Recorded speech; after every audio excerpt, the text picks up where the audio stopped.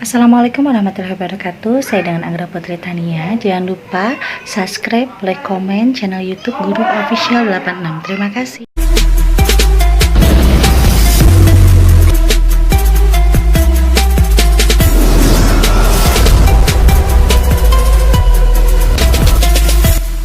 Di zaman sekarang ini banyak sekali ya, apalagi ini kan sudah mau mendekati ke akhir zaman, karena alam ini udah tua, bumi ini udah tua. Jadi sekarang ini banyak sekali orang-orang yang munafik. Salah satunya orang yang munafik seperti apa, yaitu orang munafik itu yang benar, yang pura-pura baik di hadapan kita, tetapi di belakang kita itu beda. Jadi antara mulut dan hatinya itu beda. Itu adalah salah satunya tanda-tanda orang yang munafik.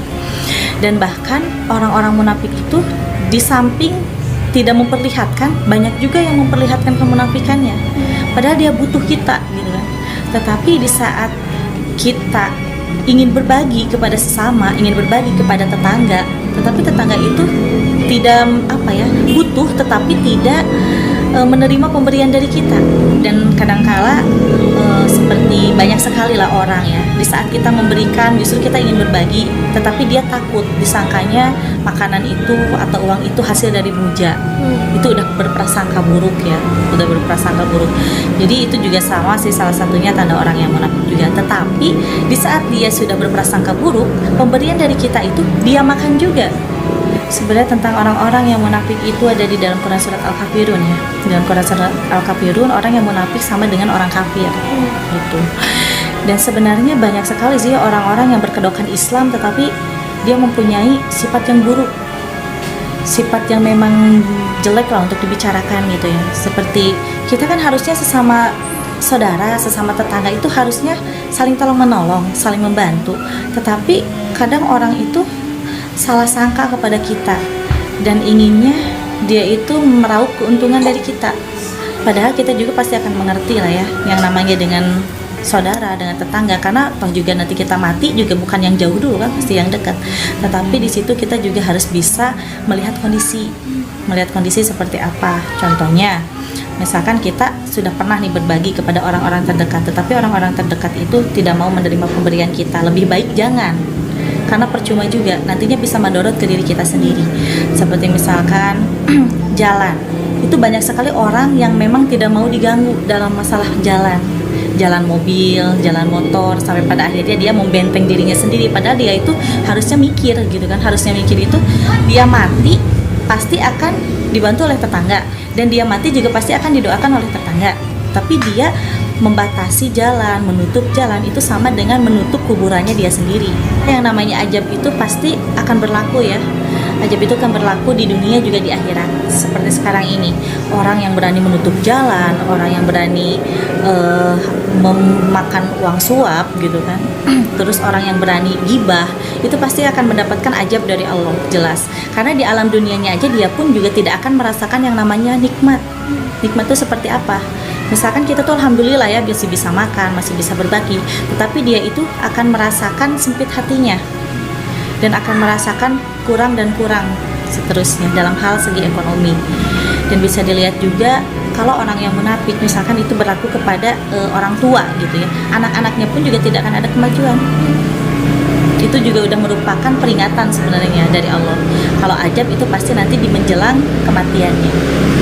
Sebenarnya sih kita selaku manusia memang harus baik kepada siapapun juga gitu, karena memang semua manusia itu adalah saudara ya. Tetapi kita harus baik juga kepada yang seperti apa. Yang penting kunci kita dalam hidup adalah kesabaran, ketawakalan, keikhlasan, dan juga kejujuran. Yang penting 4 itu kita harus pegang, karena tanpa kunci itu kita tidak akan bisa sukses di dunia, begitupun di akhirat, dan tidak akan bisa selamat. Jadi intinya itu kita harus mencontoh dari Kanjeng Rasulullah bahwa amanah itu penting kan. Tetapi kita baik kepada orang juga, kepada orang yang seperti apa. Kita baik, contohnya kita baik kepada orang yang mempunyai sifat munafik. Kelak apa yang kita berikan ke mereka itu bukan mendapatkan pahala untuk diri kitanya, tetapi bakal madorot ke diri kitanya. Tetapi kalau kita memberikan kepada orang-orang yang benar-benar pantas untuk menerimanya, contoh yatim piatu, contoh jompo, atau kaum-kaum duafa lainnya, dan dia itu di saat kita beri sesuatu bersyukur kepada Allah, dianya juga mendapatkan nikmat dan kitanya juga akan mendapatkan pahala. Kalau secara lahiriah itu pasti akan sulit ya membedakan. Tetapi makanya dari itu kenapa ada surat Al-An'am di dalam Quran itu. Kenapa nggak kita kuasai biar kita tuh bisa mengetahui antara orang yang benar-benar atau yang tipu-tipu gitu. Insya Allah sih kalau misalkan kita sudah bisa menguasai surat Al-An'am itu, kita akan bisa membedakan mana yang baik dan mana yang buruk, mana yang benar dan mana yang tidak gitu. Seperti ada salah satu teman saya sendiri, beliau ada salah satu pejabat tinggi. Beliau kepada siapapun baik, beliau selalu memberikan apapun itu. Yang orang lain minta, dia selalu berusaha untuk bisa memberikannya.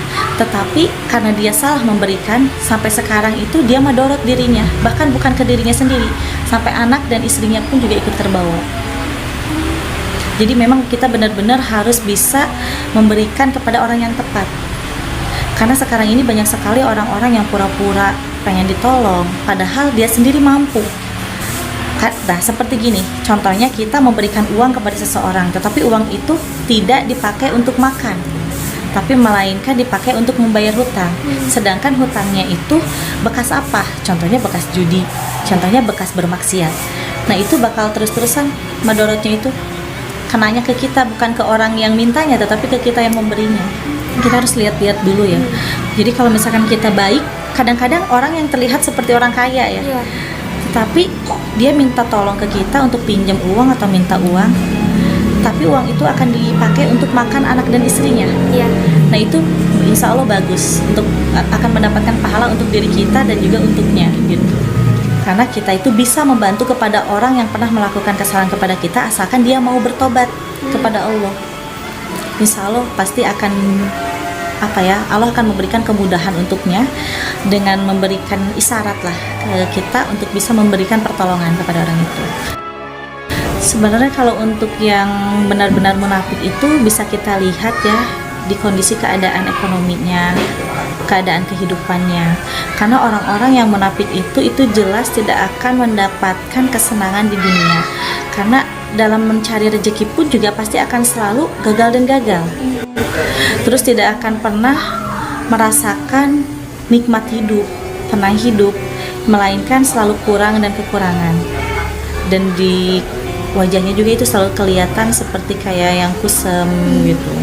Terus seperti kayak yang gelap aja lah kelihatannya. Tetapi kalau orang yang tidak munafik itu pasti dia itu akan terlihat wajahnya berseri-seri karena dia mempunyai sifat yang lapang dada, dan kehidupannya pun juga sesusah apapun dia, tetapi dia selalu mensyukuri.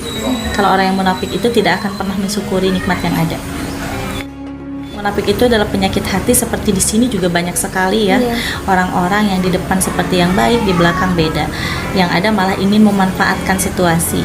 Tetapi di saat kita baik ke mereka, mereka itu seperti kayak yang egois gitu, gengsi dibaikin oleh kita.